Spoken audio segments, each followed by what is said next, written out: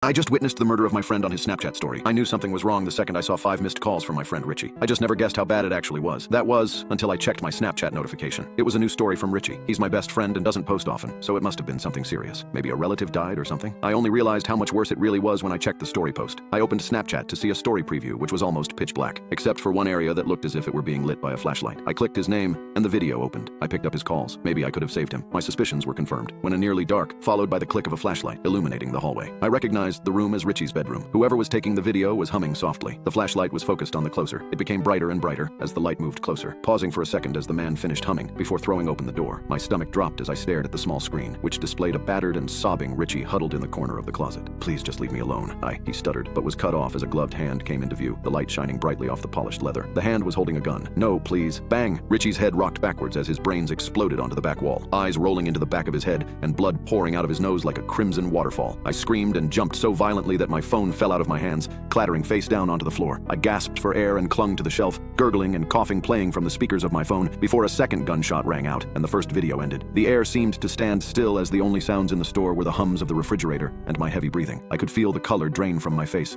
my fingers turning ice cold. I collapsed to the floor. I heard a woman gasp and begin dialing someone. It had to be some sort of sick joke, right? I glanced over at my phone, willing myself to pick it up. The screen timer had expired, and I was faced with a black mirror, staring at the stranger in the reflection. Snapchat immediately opened back up, proudly displaying another entry to Richie's final story posted 30 seconds ago. This one was a picture, a close-up of Richie's face. All the life had drained out of his eyes, and the wall and carpet surrounding his head was nothing but red. Positioned just above the bullet hole was a text box. "First person to view this story is next." Bone slid out of my hand and rested on my leg. I could see the flashing red and blue in the reflective glass of the fridge. The woman pointed over to where I was, and 2 uniformed men walked over. "Sir, what's wrong?" one of them asked, kneeling beside me. I tried to speak, but my mouth was too dry. I slowly turned to face him, staring deep into his eyes before muttering, 2243 Glen Cove Drive, and pointing at Richie's story. The cops glanced at each other as one stood and took my phone. He watched the story before calling it in on his radio. The rest of the night is a blur. I remember my girlfriend Jessica arrived at the station a few minutes after I got there. She was crying and holding on to me, but I just wasn't present. The cops held onto my phone for evidence, recording the story into their own files. Before returning it to me, we got into the car and drove home, in complete silence.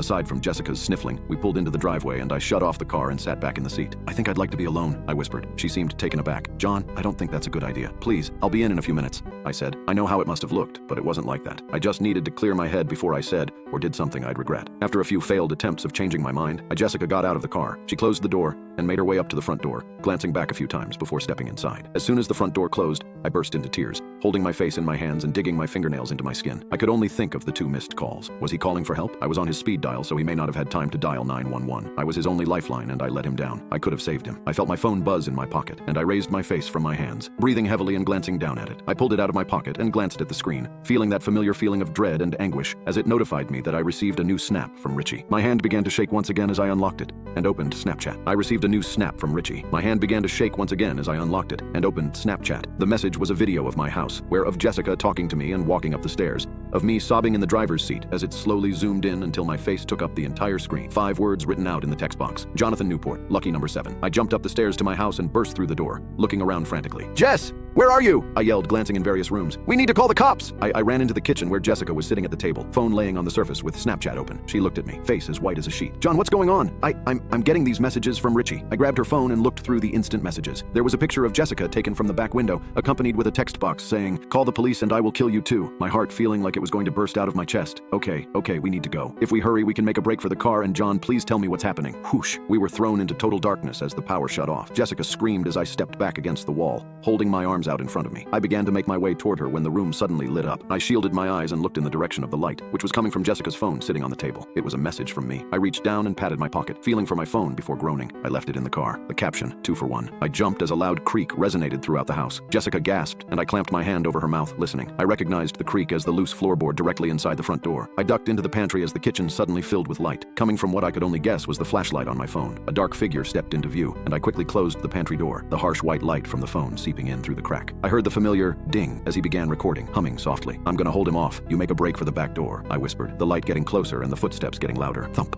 thump. John, no, don't argue. It's our only chance. I snap, jumping slightly as he threw open the closet door directly across from us. Thump, thump, thump. The light was shining through the crack so brightly now that I could make out Jessica's face, tears gleaming from her cheeks. I didn't know if I was going to make it out of this, but I had to make sure she did. Nothing else mattered. Thump, thump, thump. The footsteps paused in front of the pantry, the shadow of the figure seeping into the room. Ding. I started breathing heavily, standing and facing the door. The humming was barely muffled by the door, but it was clear that he was right outside. Finishing the high notes, I watched the doorknob slowly turn, Jessica gasping behind me. Adrenaline pumped through my veins as the door began to open and I threw myself against it, smashing the solid wood into the man's face. Whoa! He cried out and stumbled backwards. Jessica! I yelled and sprinted at the man, who began to raise his gun. I planted my shoulder into his chest and tackled him back into the counter. I groaned as his fist slammed into my head repeatedly, a way of seeing when the blows were coming, and I begun to lose my grip on the gun that he dropped. The blows kept coming and coming, filling my mouth with blood. I threw myself, elbow back, and caught him in the nose. Crack! He groaned as his nose snapped and has lost his grip on the gun, falling back. I grabbed the gun and turned to where he was, or to where I thought he was. Bang! The instant light from the muzzle flash revealed that he was right next to me wearing a balaclava stained with red. I turned once again and fired a shot, the window above his head shattering and glass pieces falling to the floor. He planted his foot into my stomach and pushed me backwards. I yelled as the gun slipped out of my hand and skidded across the floor into darkness. Die! A deep voice growled, picking up the phone and shining the light at me, blinding me momentarily. As soon as the video began recording, he was on me, pressing his free hand into my throat while shining the blinding light in my face. I gasped as his hand cut off my windpipe, clawing at his arms. As I choked for air, the light moved closer to my face, but to me, it was beginning to fade. I coughed as my final breaths began to leave me, arms swinging wildly. I winced as something cut my knuckles that I recognized as a piece of broken glass. My fingers grasped it and held it tightly, cutting my palm. I grunted as I put all my reaming strength into kicking upwards, catching the psychopath in the groin. He groaned and momentarily let go of my throat and the phone. I stood as quickly as I could and hobbled towards the back door, leaving the gurgling man behind me. I stumbled out the back door and collapsed on the grass, gasping for air. I could hear police sirens in the distance. My face rested on the cool grass,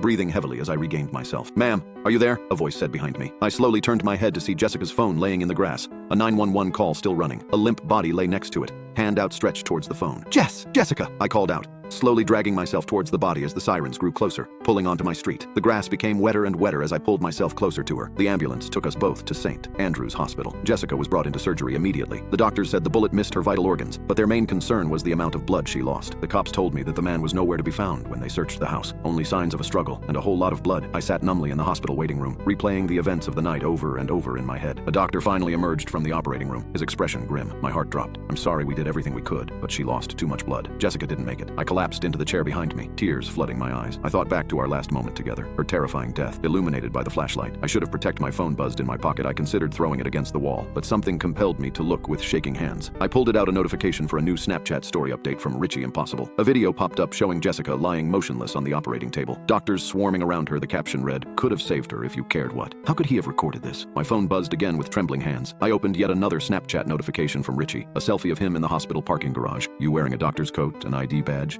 and a mask covering his injuries." Another caption, "Thanks for the ride. She didn't make it."